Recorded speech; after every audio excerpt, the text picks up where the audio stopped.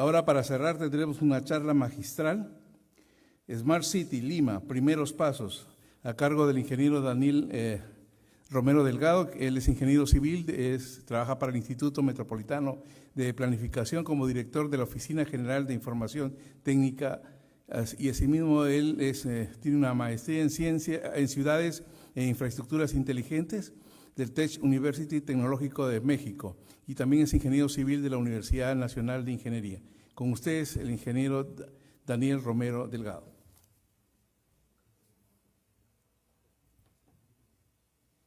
Y reiteramos mañana para poder iniciar puntual y poder tener todas las exposiciones que ya les había comentado. Bien, si ustedes desean, pueden invitar a algunas otras personas para que puedan estar al tanto de todo lo que se refiere a los datos espaciales como herramientas eficaces en la gestión pública. Bien, con ustedes el ingeniero Daniel Romero Delgado.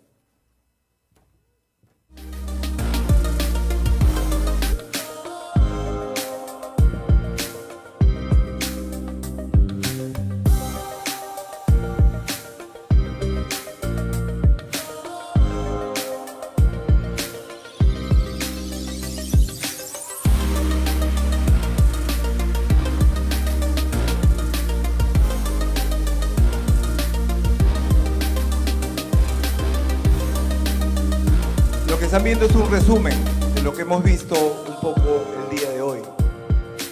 La muerte por alcohol, el ingreso de datos para eventos de seguridad ciudadana. También está el tema del botón de pánico para el bullying. Están los riesgos.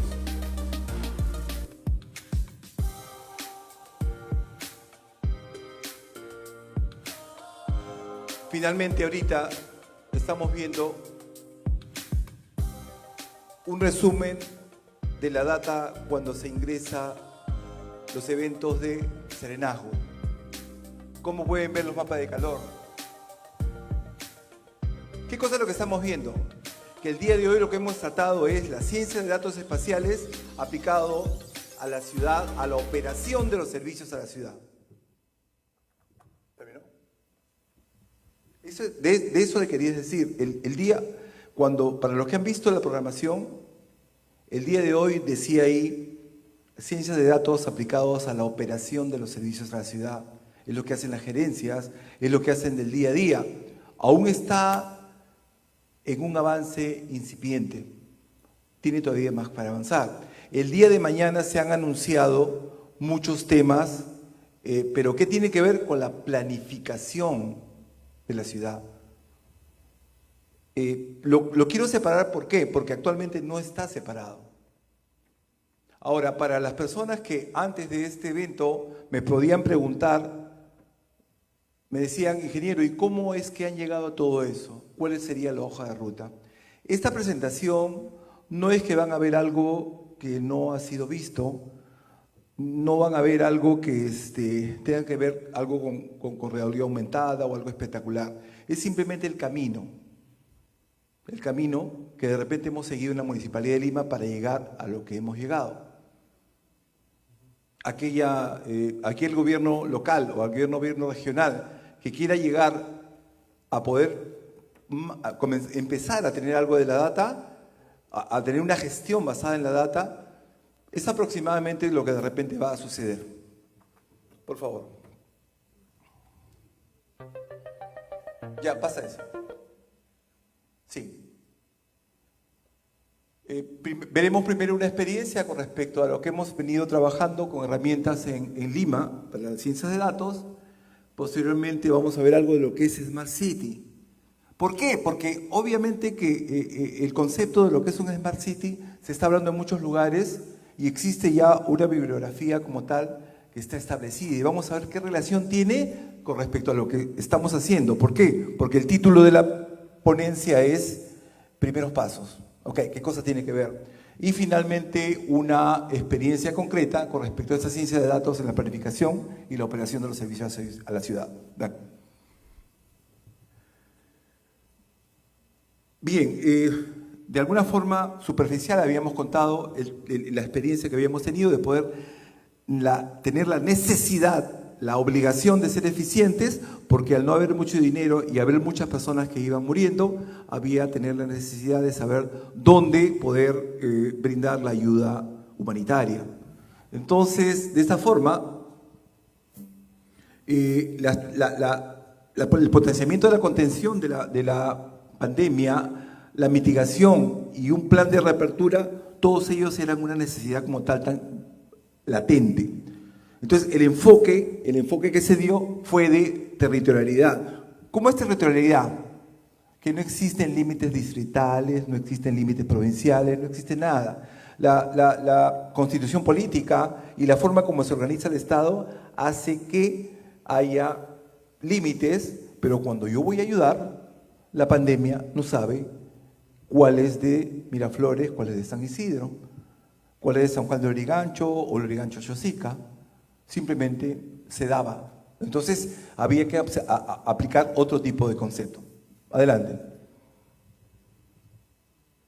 Entonces el tema de análisis, ese sistema, ese enfoque territorial es el que ante todo uno tiene que establecer. ¿Ok? Yo quiero el territorio como tal, independientemente de los límites que haya. Yo quiero ver la problemática que existe. Sí. Se trató inicialmente, estoy hablando esto en el año 2020, de ver cómo se podía intervenir sin necesariamente estar yendo a un conjunto de personas. Ustedes saben que cuando uno tiene elementos políticos, uno le gusta hacer muy, exponer su imagen, ¿no? Para que sea vista de lo que estoy haciendo. Pero en este caso, en la pandemia no se podía salir, ¿ok? A ver el valiente autoridad política que podía salir a exponerse.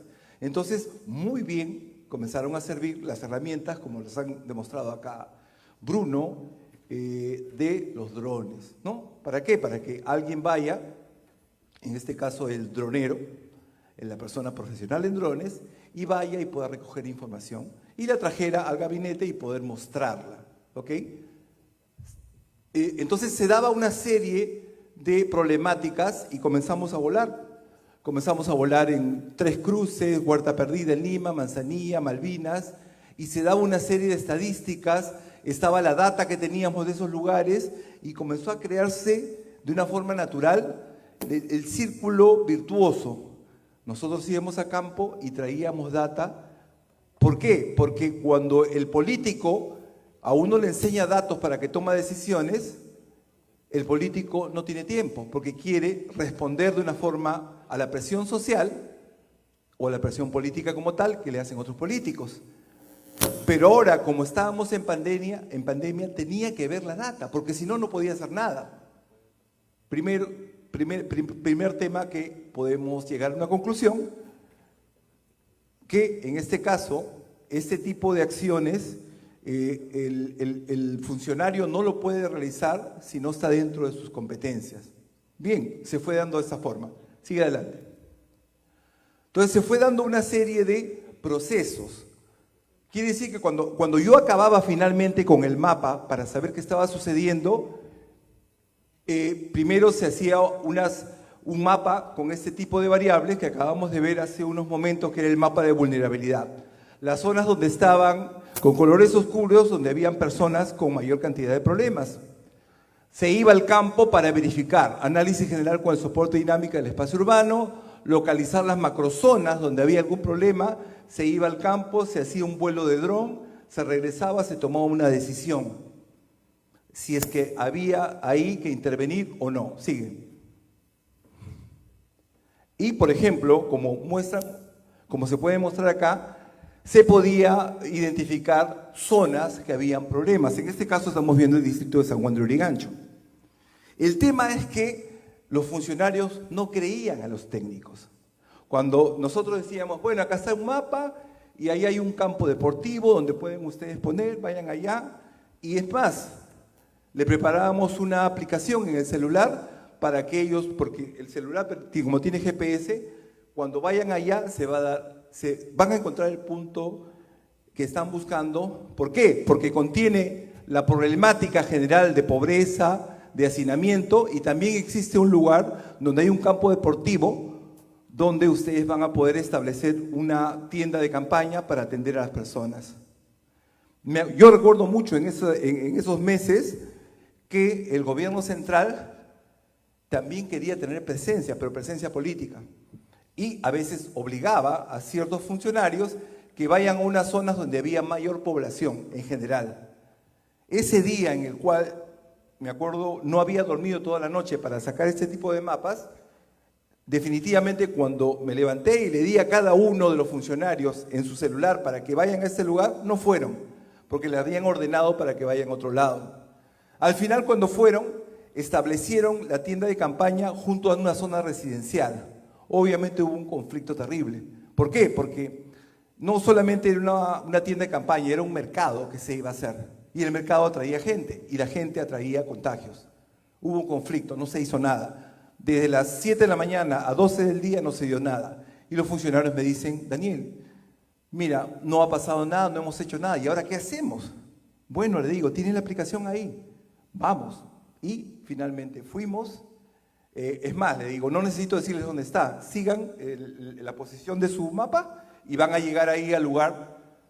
Y finalmente se sorprendieron la primera vez de llegar al lugar exactamente en el cual se les había predicho que había la combinación de personas necesitadas y había un espacio como tal, un espacio público para poder establecer la atención a las personas.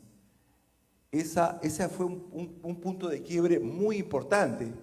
¿Por qué? Porque marcaba el hecho de que antes las estadísticas como tales no necesariamente se plegaban a la realidad que uno podía encontrar en la calle, pero esta vez sí comenzó a funcionar. Avanza.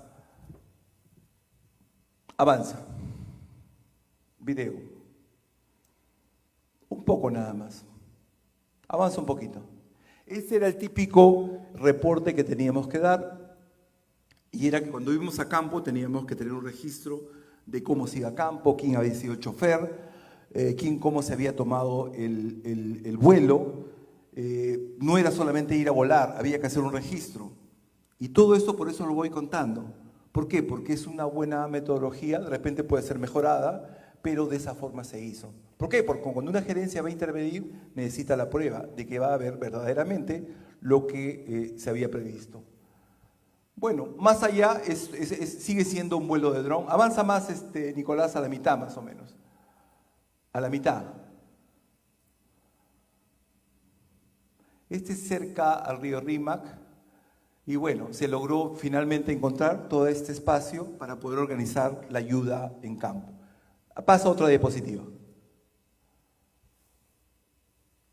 Cuando yo ya identifico que el lugar es apropiado, con ayuda de los sistemas de información geográfica y las estadísticas del INEI, yo defino cuántas personas pueden haber en distintos espacios. Si yo hago estos cálculos, ¿por qué? Porque yo necesito saber si yo voy a ir a un lugar, cuántos impactados van a haber, y si voy a otro lugar, de repente va a haber menos. ¿Ok? Tengo que tomar decisiones. Avanza. Básicamente comenzamos a encontrar de una forma manual cuántas personas había en una zona, de qué tipo y todo ello. Cuántas personas mayores de 60 años. ¿Se acuerdan que era el tema de la vulnerabilidad mayores de 60 años? Bueno, lo hallábamos por las estadísticas y sabíamos si podíamos ir al campo. Sí. Entonces, ¿qué pasó? Este tema comenzó a avanzar, las variables nos fueron a dar y fue la primera vez que se creó el mapa de vulnerabilidad que les hablé hace unas horas. Fue hecho en base a 4 variables: densidad poblacional, hacinamiento de viviendas, grupo etario mayor a 60 años y un estrato socioeconómico. Si quisiera hablar de una forma un poco complicada a nivel matemático, sí, si a alguien le interesa, fue hecho con la matriz de Sati para encontrar coeficientes que pudieran permitir que la ecuación pudiera darme qué nivel de vulnerabilidad había en cada parte de Lima. El ingeniero José Yancul lo hizo, quien está ahí atrás, hace ya 3 años. Bien, entonces las zonas en amarillo indican una vulnerabilidad, amarillo y verde indican una vulnerabilidad de mediana a la alta, y las zonas que están en azul, poca vulnerabilidad. Si ustedes se pueden dar cuenta, justamente la parte azul del centro marca la avenida Javier Prado para abajo, que como obviamente los que vivimos en Lima sabemos, hay personas que tienen una capacidad económica superior que les permitía en ese momento afrontar mejor los contagios de COVID. Sigue. Este es el mapa de vulnerabilidad. Avanza. Avanza. Avanza. Baja vulnerabilidad en la parte del sur. Entonces había una priorización en los distritos que estaban básicamente con ese color. Sigue. El tema era que en ese momento se acuerdan que los contagios de COVID no necesariamente la estadística era muy buena, pero al final cuando comenzó a darse las estadísticas reales, al compararlo con el mapa que nosotros teníamos, tenía un error muy bajo, un 2%, 1%. Es más, hubo una gerencia de la Municipalidad de Lima en ese momento que al no creer en la data que estábamos nosotros obteniendo, mandó un estudio a una empresa privada para que las estadísticas las pudiera sacar, porque de repente nosotros estamos de alguna forma fabricando la data, ¿no? Y comprobó que la data que nosotros predecíamos, las personas que iban a ver, las personas que eran de tal estrato socioeconómico, verdaderamente eran las mismas con un error de 1% o 2%. Ahí la gerencia municipal de la Municipalidad de Lima comenzó netamente a creer y se creó la unidad de inteligencia territorial. ¿Para qué? Para que ya la toma de decisiones que se hiciera fuera basada en la data y no necesariamente porque algún alcalde levantaba la mano o algún grupo de repente iba a tirar piedras en la puerta de la municipalidad. Simplemente la data comenzaba a tomar el protagonismo, ¿ok? Pero era con cosas, con temas tangibles. Sí. Sigue. Sigue, por favor. Sigue, es lo mismo creo. Sigue. Entonces, nos indicaron ya a nivel masivo, por favor, en todo Lima, ubiquemos cuáles son esas poblaciones, cuáles son esas zonas vulnerables y veamos estadísticas para poder tomar acciones. Sí, encontramos finalmente 1.032 lugares en todo Lima que eran posibles de ser intervenidos y que el impacto iba a ser fuerte. Y en base a esa estadística se organizó muchas de las acciones. Hubo un programa que se llamaba Lima Te Cuida, que actualmente también se está replicando en otro tipo de acciones, pero eso fue el proceso de inicio. De adelante. Criterios de priorización, o sea, ¿qué proyecto yo puedo hacer primero? ¿Qué proyecto hago segundo? Aquel que tenga mayor impacto en la población, obviamente. Sigue. Sigue. Estas estadísticas fueron todos los días. De repente nos pedían de otra zona, otra gerencia, porque ya digamos que habíamos cogido popularidad, de que lo que nosotros íbamos a decir, así iba a ser, una gerencia de desarrollo social, de ayuda a los niños, cada una quería información para poder tomar acciones en su unidad de gestión. Sigue. Sigue. Entonces comenzamos a entregar ya hace un momento ustedes han visto capturas de pantalla, ¿no? No, ahora ya eran mapas con estadísticas, porque eran parte de los informes que también esas gerencias empezaban a generar. Dale. ¿Y qué pasó? ¿Qué pasa cuando a nivel de informática, un proceso de generación de información se pide una y otra vez? ¿Qué pasa? Merece que se le haga un programa de cómputo. Y se hizo un programa de cómputo. Este programa de cómputo. Este programa es una página web que se puede accesar de forma libre y que permite identificar cuántas personas existen en una zona. O sea, cualquier gerente que no sabe nada del sistema de información geográfica, cualquiera de nosotros quiere saber dónde puede intervenir, ingresa al mapa de todo Lima, o sea, no importa de qué distrito sea, y adelantar un poco. De repente me interesa este lugar. Avanza.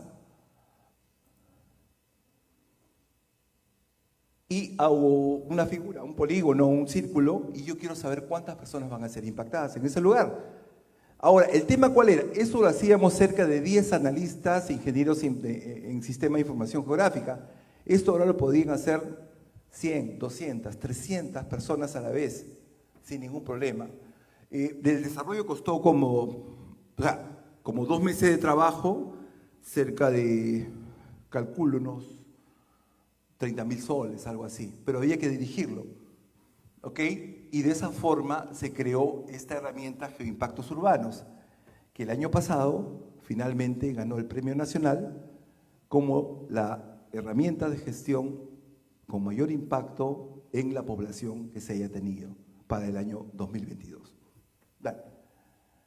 Bien, entonces ahí dejamos lo que es historia del pasado, ¿no? Historia del pasado, ¿por qué? Porque ha sido una intervención que se ha hecho durante un momento de conflicto en el cual las tecnologías de información sirvieron para ayudar a la toma de decisiones, para que más personas se salvaran, para que el dinero público tuviera un mayor y mejor eficiencia en la inversión por cada sol. Pero ahora viene el otro tema, que resulta que las tecnologías de información ya tienen un nombre cuando son aplicadas a la ciudad. ¿Por qué? Porque yo quiero llegar. El Smart City no es una tecnología, el Smart City es una visión que tengo del futuro de la ciudad. Quiero que sea una ciudad inteligente porque está utilizando bastante tecnología. Sigue. Entonces, ya hay que sacar un poco tradicional. Ahora casi todo funciona por Internet. El Internet de las cosas, por el hecho de dicen, está la Big Data. ¿Qué cosa es la Big Data? La información que tenemos todos nosotros en el celular y que guardan grandes empresas en el mundo, guardan información de dónde nos movemos en cada minuto del día. Ese sería un tipo de Big Data.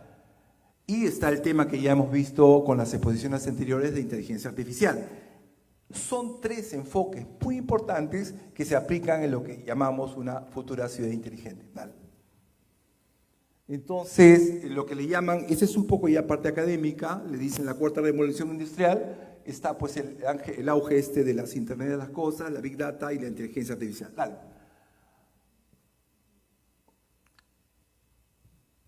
Bien, los proyectos en Smart City pueden ser verticales y transversales. Verticales son aquellos proyectos que, por ejemplo, yo en una ciudad quiero ayudar con la Big Data o quiero ayudar con la tecnología de información solamente al campo de la salud. O quiero ayudar todo solamente al campo de lo que es la ayuda humanitaria, ¿no? Esos son verticales, independientemente. Y hay otras soluciones que son totalmente transversales, ¿no? A todos los sectores que tiene la ciudad. Dale. Bueno, no quiero ver mucho el tema teórico en este proceso. Por favor, sigue. Quiero ir a lo concreto.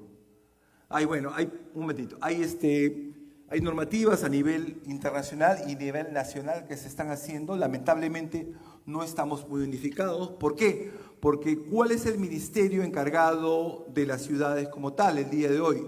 Es el Ministerio de Vivienda. Pero por otro lado hay iniciativas para desarrollar la normativa peruana para alcanzar las Smart Cities por parte de del colegio, en el Colegio de Ingenieros, el capítulo de Ingeniería Eléctrica como tal, ya que los componentes de una Smart City siempre son, o sea, detrás de la informática está la parte electrónica, ellos se están encargando. En mi parecer debería ser una comisión, un comité multisectorial en el cual obviamente los planificadores y también las ciudades deberían estar presentes, ya que no necesariamente la persona que sabe de electrónica va a conocer un poco de lo que es la dinámica de las ciudades, para mi parecer. Sigue. Bien, entonces a nivel mundial tenemos el ISO 37120 que un poco te dice lo que debe tener una ciudad inteligente. Pero quiero remarcar un tema acá un poco coloquial. Casi todos dicen lo que debe ser una ciudad inteligente, pero ustedes han escuchado algún tema de ciudades inteligentes como tales. ¿Cuántas ciudades hay en el mundo? Hay miles. Pero ¿cuántos ejemplos hay? 1 o 2. Barcelona, Corea del Sur, en Seúl, y después podemos de repente mencionar un par más, pero no necesariamente muchas. ¿Qué cosa deseo remarcar con este tipo de cosas? Que lo que se está dando en Lima, cada vez que un funcionario usa información para tomar decisiones buenas, es parte de lo que es el camino a Smart City. Por eso esta presentación se llama Smart City de Lima, primeros pasos. Dale. Bien, por ejemplo, dentro de los tipos de Smart City que se desarrollan en el mundo, está el Smart City basado en los sistemas de información geográfica. Ese es el tipo de Smart City que estamos haciendo actualmente en Lima, sin querer, no necesariamente. Hay otro tipo de Smart City en el cual se basan en video. Por ejemplo, es un poco el enfoque que hizo Miraflores y que el día de hoy también la gestión actual de la Municipalidad de Lima ha comenzado una iniciativa a través de la Gerencia de Seguridad Ciudadana con las cámaras inteligentes. Entonces son vertientes parecidas, pero todas están orientadas a automatizar ciertos procesos de gestión de los servicios a la ciudad. Dale. Bien, entonces, selección del modelo, o sea, en realidad yo estaría cayendo en un tema netamente académico al decir que todas las ciudades escogen el modelo. No, no lo escogen. ¿Por qué? Porque la experiencia que acabo de contarles justamente marca la diferencia, que ante una necesidad es que en este caso nosotros nos hemos visto finalmente en el camino de usar tecnología para la toma de decisiones. Ahora, ¿cuál sería la realidad con respecto a la ciudad de cada uno de los que pudieran estar acá representando otro lugar en el Perú o en las redes también estuvieran viendo otra parte del Perú? Depende de cada contexto. Y es por eso que acá voy a mencionar también un nombre, una diapositiva que de repente no he incluido, que ya que cada ciudad y cada espacio tiene una realidad distinta, lo que se necesita para entrar al mundo de la tecnología es un diagnóstico. ¿Ok? Un diagnóstico que termine en un plan maestro de Smart City. ¿Ok? Entonces, aquellas poblaciones, aquellas ciudades que pretendan de alguna forma iniciar y tener un enfoque, no un plan maestro profundo, porque el Smart City se hace en el camino, primero lo que hay que hacer es un diagnóstico. Entonces, aquellos que les pueden ofrecer un Smart City de esta forma o de esta otra forma, si van a ver un assessment, un diagnóstico preliminar, pues el camino estaría siempre siguiendo a la tecnología. Te vendo esto, te vendo aquello, pero realmente la realidad de cada ciudad es totalmente distinta. Seguimos. Entonces, este modelo de desarrollo de Smart Cities basadas en lo que es sistemas de información geográfica, es lo que de una forma coyuntural, debido a la necesidad del COVID, hemos nosotros empezado a desarrollar. ¿Por qué? Porque la información que en el Instituto Metropolitano de Planificación se ha ido guardando a lo largo de los años está relacionada justamente con los sistemas estructurantes de una ciudad. Tenemos el sistema de movilidad urbana, el sistema de régimen del suelo, en el cual yo veo qué clasificación, si es un suelo urbano, si el suelo es de protección. Tenemos la calificación de suelo, si es que es comercial, si es que es residencial, en fin. Entonces, toda esta dinámica que muy bien se maneja en el sistema, en el Instituto Metropolitano, es el que ha permitido que se refleje en los sistemas de información geográfica que han visto los mapas y obviamente vayamos por ese camino. Sigue.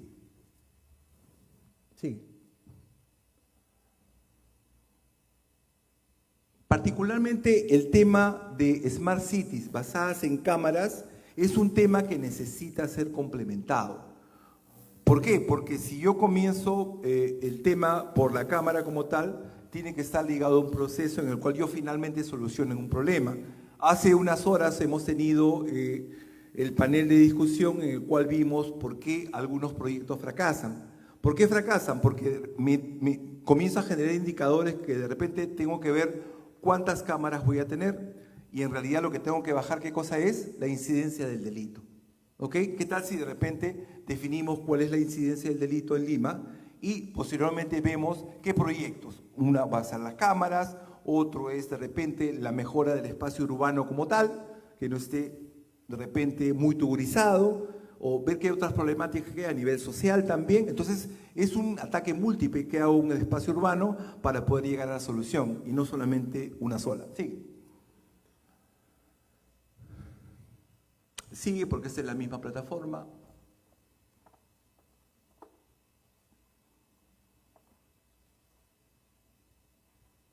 Sigue, por favor. Sigue. Bien, entonces esta presentación que estoy haciendo hacia ustedes no pretende poder mostrar cuál es la complejidad del diseño arquitectónico de la red que tiene que tener para poder construir un Smart City. Simplemente mostrarles que la lógica, el criterio, el razonamiento tiene que ser el que tiene que primar cuando yo voy a dar solución de un problema. Sí, como acabamos de hablar en el panel de discusión, en realidad sí, el tema principal cuando yo uso tecnología es, cuando yo uso un cepillo normal, mecánico, me lavo los dientes. Si yo tengo un cepillo, como venden en Estados Unidos, que es eléctrico, tiene que tener un fin que lo compre, no solamente porque es bonito. De repente tendría que medirme cuánta suciedad tengo en el diente para poder saber que el otro cepillo sí me va a limpiar mejor. O sea, el juguete no tiene que ser el objetivo que mande cuando yo quiero hacer algo tecnológico. ¿Ok? El juguete nuevo no es el que manda, sino que limpie mejor, que funcione mejor, que disminuya tal indicador de delincuencia, que disminuya el índice de nutrición, que mejore la movilidad, el tiempo de viaje entre un lugar A y un lugar B. Eso es lo que tiene que siempre, nunca desaparecer como objetivo de cualquier funcionario que quiere emprender una solución basada en tecnología. Sí. Sí. Bien, entonces aquí entramos ya un poco a lo que es lo que estamos manejando en el Instituto Metropolitano de Planificación y seguimos con el mismo enfoque. Los sistemas de información como tal y las tecnologías me sirven para dos cosas en las ciudades. En todas existe lo mismo. Existen procesos que tienen que ver con la planificación del territorio y otros procesos que tienen que ver con la operación de los servicios que ofrece la ciudad. Un espacio, un pueblito que va creciendo con los años, ¿por qué es que toma el nombre de una ciudad? En algunos autores lo marcan así, porque es un espacio que genera servicios, ¿ok? Entonces, uno de los componentes principales son los servicios y el otro son la planificación. En este caso ya estoy hablando netamente de Lima Metropolitana, sí. Entonces, si ustedes visitan la página web del Instituto Metropolitano, va a encontrar este tipo de herramientas, en las cuales primero están las herramientas que tienen que ver con los procesos de planificación urbana. Por ejemplo, el visor de la derecha sirve para poder corregir errores que tengan los polígonos que definen la calificación de suelo. ¿Qué lote pertenece a la parte de lo que es zona comercial? ¿Qué lotes pertenecen? Entonces, gracias a los sistemas de información geográfica, gracias a todo este tema de tecnología, ese proceso que antes demoraba bastantes semanas, por ejemplo, se ha unificado, se ha vuelto más eficiente y ahora podemos tener menor cantidad de tiempo para poder generar soluciones cuando hay un proceso de cambio en lo que es el régimen de suelo de alguna parte de Lima. Sí. En el tema de lo que es la operación de las ciudades, por ejemplo, han escuchado del proyecto actual que está bajo la tutela de Lima, que es las ollas comunales. No sé si puedes entrar, por favor, Nicolás, a la aplicación como tal. Sal de ahí, al entrar a la página web.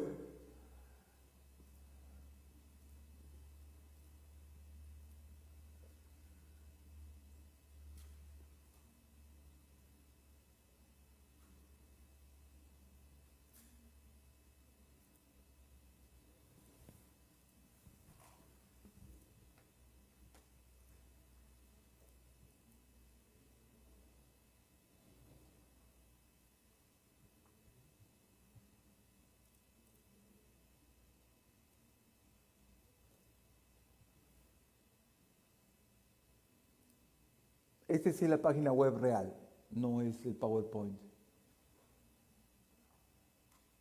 Ok, ese.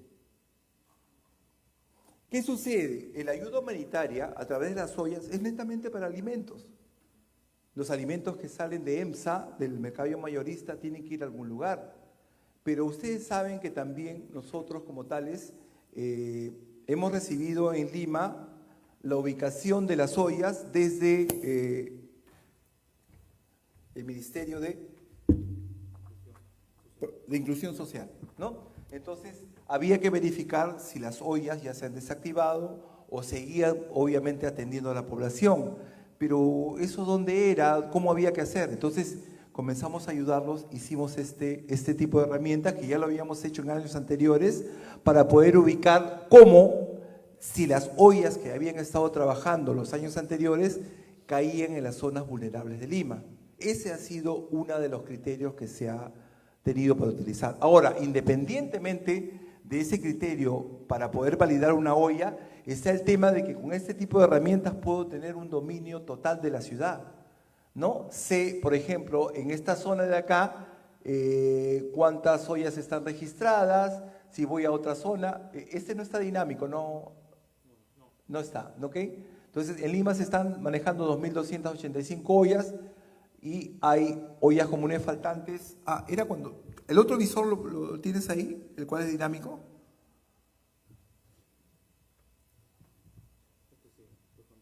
¿Ese es? Ok, ¿ya? Entonces, si yo quiero ir a un distrito en particular, acá están los distritos, me dice cuántas ollas se manejan por distrito. O sea, simplemente el manejo de información, ¿para qué? Para que se pueda gestionar mejor los recursos, ¿ok? Esto es actualmente se está manejando así. Bien, sigue con el PowerPoint.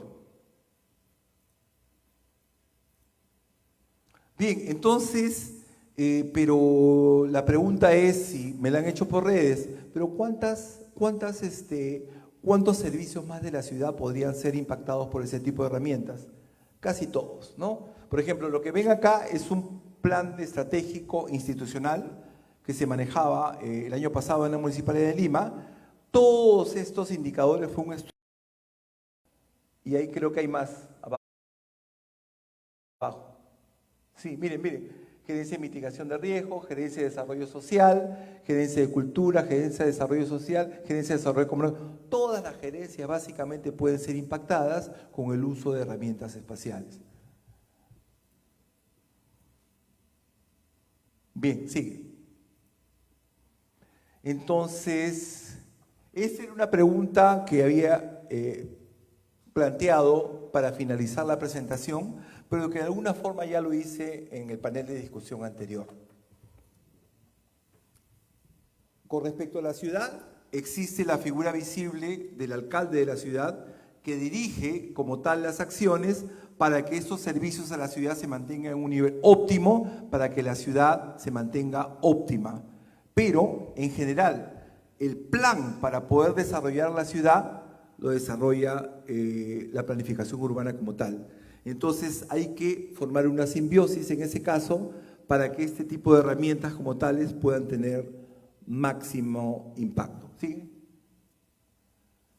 Bien, con respecto al tema de esta Proto Smart City, sería todo y quedo a ustedes para alguna pregunta antes de finalizar. Usted había mencionado sobre una unidad de inteligencia territorial. No sé si podría comentar un poco más cómo es a nivel de gestión interna de esa comisión o gerencia o subgerencia y qué tipo de profesionales se encuentran ahí trabajando. Y si ya sigue o ya está descontinuado. Bueno, lamentablemente no sigue. Pero les cuento un poco lo que fue y un poco lo que es el día de hoy. El tema de utilizar inteligencia espacial para tomar decisiones fue protagonista de un proyecto muy pequeño en la gestión anterior. El día de hoy, muchas gerencias de la actual gestión municipal se están sumando. Principalmente el ejemplo que yo les he dado hace unas horas, que los proyectos de inversión pública que marcan millones, 20.000 millones, 15.000 millones de soles, han tomado protagonismo del uso de las herramientas espaciales. Está la gerencia de desarrollo humano, que antes era gerencia de desarrollo social. La unidad de inteligencia es todo grupo de personas que de alguna forma, antes de tomar decisiones, empiezan a considerar primero el concepto espacial, territorial, ¿ok? Y de alguna forma, midiendo los impactos que hay a ese nivel, a la escala de mapas, comienzan a tomar decisiones. Ahorita le podría decir que no hay una unidad sola, son varias subunidades que se han formado en varias gerencias el día de hoy. Obviamente que posteriormente la propia gestión que es actual seguramente va a tener un orden distinto para poder maximizar y de repente llegar a un alcance mayor en el cual se llegó en la gestión anterior. Esto es, y bueno, se está dando porque en la gestión anterior recién se inició el tema de la gestión por datos cuando tuvimos la pandemia, ya había pasado un año. Ahora, desde el tercer mes aproximadamente, ya podríamos decir que el dato está siendo protagonista de las gerencias que tienen mayor incidencia en las acciones de operación de la ciudad. ¿Alguna pregunta más? Sí. Ahí hay dos preguntas.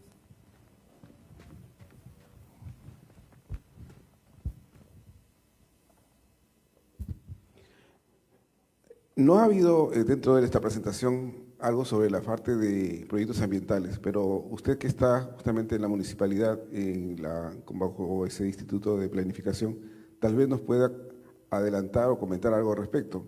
Proyectos ambientales ligados proyectos de carácter ambiental. ¿De carácter ambiental? Sí, por ejemplo, tenemos ahí la contaminación en el caso del Cercado de Lima, ¿no? Que está hasta ahora bastante, que se hace, falta justamente parques. ¿Hay algún tipo de estudio al respecto de cuántos parques faltaría para darle más pulmón a la ciudad de Lima? Si habría justamente algún proyecto más adelante de crear parques, de repente expropiando algunos terrenos para generar parques grandes como hay en otras ciudades grandes. Ya, el tema particularmente de los parques me parece que se está tomando de una manera más integral primero. Por ejemplo, hemos comenzado con los espacios públicos recreativos, losas deportivas, escaleras como tales en las zonas de alta pendiente y muros de contención. ¿Por qué? Porque de alguna forma primero tengo que comenzar con la población más vulnerable que tiene sus problemas. Ahora, esa es siempre la discusión de siempre, ¿no? Porque el tema es que así como la población vulnerable tiene también sus prioridades, también la población que no necesariamente es vulnerable, pero requiere de un espacio recreativo, también tiene el derecho de poder tenerlo así. Pero en este caso, la gestión actual, lo que hemos percibido y de una forma fáctica le puedo manifestar, es que se está comenzando, particularmente este año, con las zonas más vulnerables y con esos tipos de proyectos que yo le acabo de manifestar. En el tema medioambiental como tal, no es un tema ahorita prioritario con respecto al tema en sí per se, sino primero atender los problemas que impactan a la población más vulnerable.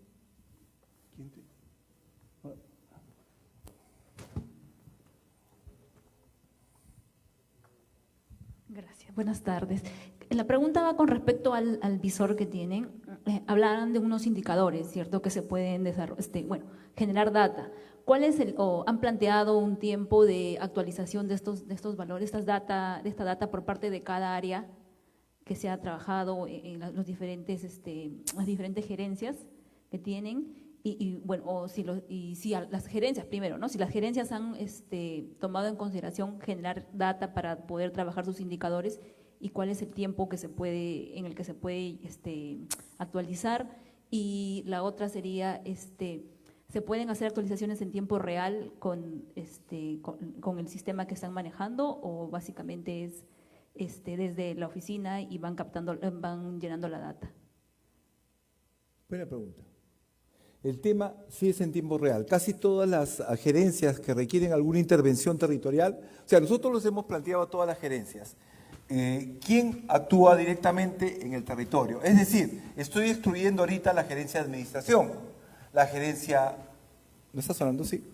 La gerencia de parte legal, ¿no? Pero sí toda gerencia que tiene finalmente una acción en alguna manzana, en una parte del territorio, quiere decir que lo que va a realizar yo lo puedo mapear y puedo mapear su acción aquí o allá o en todos los lugares.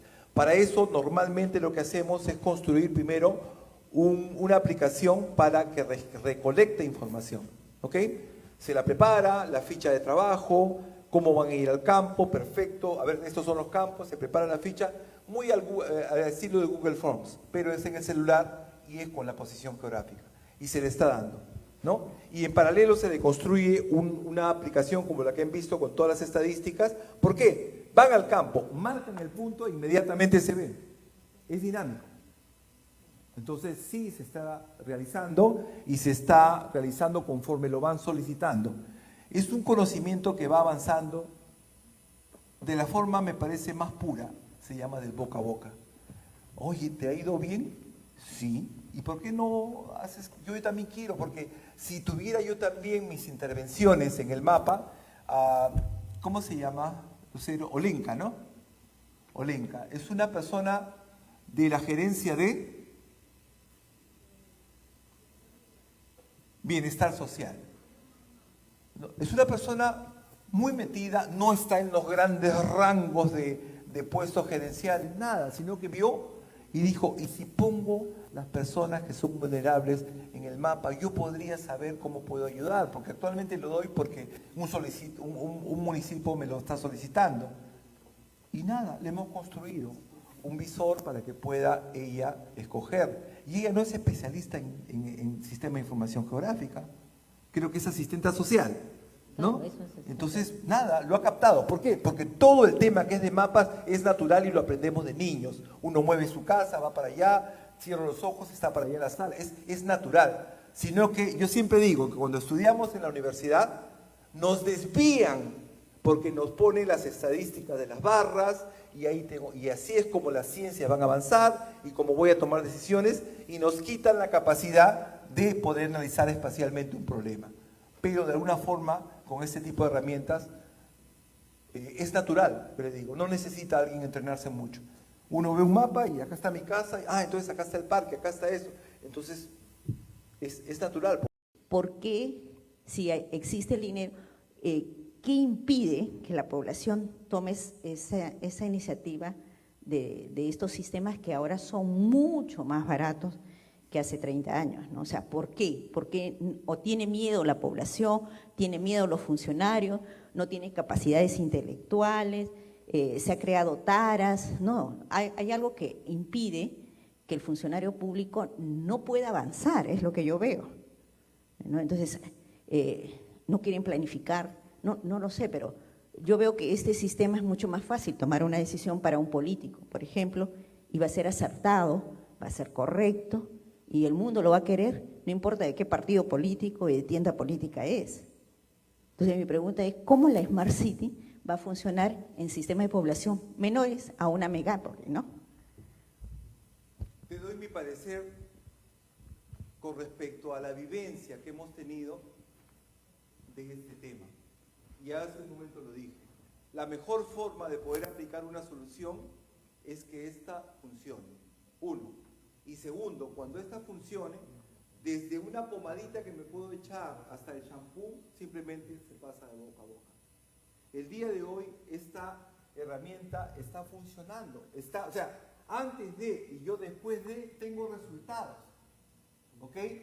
Y la parte que tiene que ver, tú acabas de mencionar las limitaciones que hay con respecto a la normativa que define si una ciudad debe o no debe. Aquí no se está funcionando así. ¿Por qué? Porque en el mundo virtual, y te cuento lo que ha pasado, por ejemplo, con el tema de la aplicación de Serenazgo. En la aplicación de Serenazgo que han visto ustedes, en la gestión anterior llegó a más de 20 distritos con 220 usuarios. Según la Ley Orgánica de Municipalidades, no hay competencias para poder hacer muchas cosas juntos las municipalidades. Pero en la nube, no, la nube es libre. ¿Y por qué se sumaba el otro distrito? Porque funcionaba. ¿Y por qué el otro quería? No, yo también quiero. Porque si yo tengo el crimen, como no es tampoco, tiene limitaciones, límites políticos, a mí sí me interesa cuál es mi mapa del crimen en mi distrito y en el adyacente. Entonces todos podían compartir toda la data. ¿Hicimos algún convenio? No. ¿Hicimos algún tipo de...? No, era la fuerza de la razón la que permite. Y yo pienso, en mi parecer, porque si vamos por el lado normativo, sí, ¿no? Vamos a comenzar a entrar en otros campos, si la normativa permite, o vamos a sacar una ley para que vayamos por el lado tecnológico. Sí, de repente sí, alguien debe tomar esa posta. Nosotros hemos tomado la posta de la herramienta que sirve y aquel que levanta la mano le contestamos, aquel distrito que levanta la mano, vamos y le ofrecemos, hay esto, gratis, tome, use, hasta donde he hecho yo se lo doy gratis, porque a mí tampoco me costó, ¿ok? Y más bien, el compartir nos hace más grandes, porque la data aumenta. bien, entonces, me parece que por el lado de la normativa y lo que se debe hacer a nivel nacional, ese es tema de repente del Ministerio de Vivienda como tal, pero sí hay un tema que sí yo podría mencionar. Hace cerca de un mes y medio conversé con uno de los asesores del viceministro de Urbanismo como tales y justamente me hizo la misma pregunta. Daniel, ¿y cómo podríamos hacer esto para tenerlo en todo el Perú? Hay estrategias. Sería primero, igual que lo que está sucediendo en Lima, se hace desde el municipio provincial, ¿ok? Y los distritos comienzan a favorecerse. No es que de repente el municipio de Lima tenga el mayor presupuesto como tal, ni el IMP lo tenga, pero si hay herramientas que ya están hechas, se comparten. Y lo estamos haciendo. El día de hoy hemos tenido la presencia en el panel de una representante de Surquillo y no me ha hablado para ver cómo es la herramienta. ¿Dónde está el convenio para firmarlo? Y poder yo también utilizarlo. ¿Y convenio qué cosa es?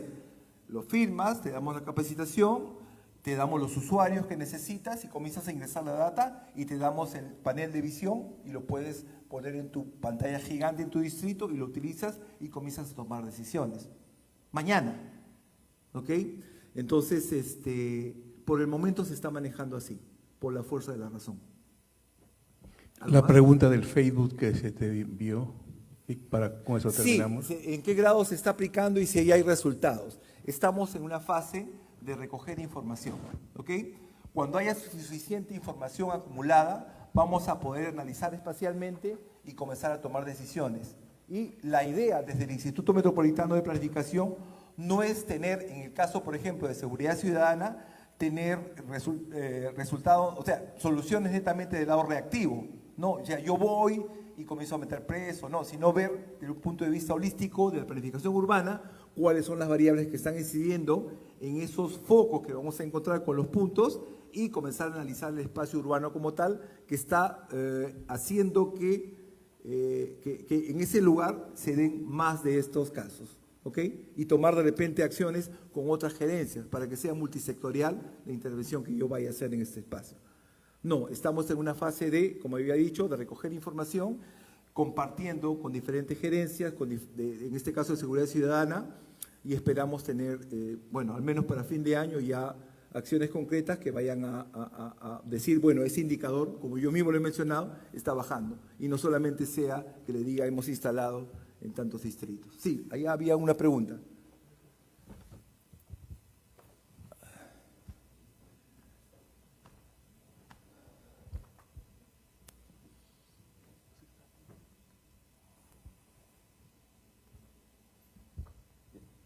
Doctor, buenas tardes. Muchas gracias por su presentación. Bueno, como usted mismo ha dicho, el tema de las Smart Cities es en auge en todo el mundo y en algunos países ya se ha trazado una ruta de cómo una ciudad normal pasa a ser una Smart City por etapas. También ha mencionado que Lima es como una proto-Smart City y quería saber, de cierta manera, cuál debe ser el primer hito o la principal limitación que debe superarse para seguir progresando en esa línea. Llamaría acá al ingeniero José Paz, que está atrás, pero creo que podemos resumir un poco lo que encontramos en Lima. Uno, primero es ordenar la información que se tiene de cada lugar, porque la información va a ser el protagonista para la toma de decisiones. Hacer un análisis, dentro de lo que es el diagnóstico, es primero cómo tengo mi información. La mayoría de distritos lo tienen en formato AutoCAD o lo tienen en formato de mapas impresos, ¿no? Entonces, habría que hacer un proyecto para pasarlos a sistema de información geográfica, que es donde yo puedo comenzar a jugar con la información para tomar decisiones. Segundo, cuando comienzo a tener bastante data, tengo que tener un sistema básico, una plataforma donde almacenarlo. Estoy hablando de hardware y estoy hablando de software. Particularmente en Lima, estamos utilizando una plataforma comercial para poder almacenar la data espacial. ¿Por qué? Porque habíamos encontrado en cierto software que era libre, que es muy bueno para poder aprender, ¿no?, a manejar sistemas de información geográfica a nivel personal. Pero cuando tengo una plataforma seria a nivel institucional que requiere la seguridad del caso, y si pasa algún problema, pues de repente puedo tener un soporte. En ese caso el software comercial funciona mucho mejor que un software libre que no tengo yo a quién llamar o a quién estar haciendo responsable si ocurre una pérdida de información. Entonces, partiendo de esos dos temas, de qué data existe y cómo la transformo en data vectorial y qué plataforma me va a servir para el almacenamiento, es un tema básico, ¿no? Ahora viene el tercer punto, que es el más fuerte, el recurso humano, porque es básico. Si trabajamos solamente con un tema informático, no va a funcionar. Si tenemos un recurso humano netamente informático, no va a funcionar. Si tenemos un recurso netamente de planificación urbana, que no sabe mucho de informática, tampoco va a funcionar. Es multidisciplinario el tema, el equipo que yo tengo que tener. Tiene que haber planificadores, porque ellos entienden muy bien la dinámica de las ciudades y saben dónde vamos a ir. Tiene que haber también informáticos para manejar la información y que esta plataforma sea sólida. Y tiene que haber algo de recursos, no tanto. ¿Por qué? Porque si no tienen ningún recurso, no tienen hardware, no tienen software, quiere el tema de alquilar en la nube. Y esas soluciones son bastante cómodas. Hasta que, o sea, claro, tienen cierto nivel de soporte, ¿no? En cantidad de información, pero guardan muy buena información. Nosotros, particularmente en el IMP, tenemos dos plataformas. Una que es dentro del data center que tenemos, y ahí guardamos información. Pero ¿qué pasa? A nivel de Lima y a nivel de institución no tenemos muy buena velocidad de internet. Entonces, cuando, por ejemplo, tenemos estas aplicaciones que ustedes han visto, que va a ser presentada en un lugar como este, en un espacio como este, y yo obviamente no quiero que se me caiga y se ponga lento, esas soluciones las ponemos en la nube. ¿Ok? Porque en la nube estamos hablando de servidores en Estados Unidos, en Europa, y que responden y no importa el ancho de banda. Hay varias soluciones. Si es que, digamos, los recursos son escasos. Y yo quiero, porque el primer paso, ¿qué cosa es? Con el mínimo de dinero, tener que comenzar a tener algunos éxitos para que la gestión como tal adopte un poco y vaya convenciéndose de la herramienta y siga invirtiendo hasta llegar después a un tema de poder invertir mucho mejor, ¿no? Esa sería la respuesta. Bien, el día de hoy ha culminado. Espero que de alguna forma se lleven a donde ustedes estén elaborando un poco de lo que hemos tratado de hacer en estos 4 años, porque son casi 4 años. Y, como les digo, hemos descubierto esta forma de poder hacer la verdadera democracia digital, eso es, donde las personas son las que mejor se ven impactadas con el uso de estas herramientas, y daría por concluido el día de hoy, y muchas gracias por su asistencia.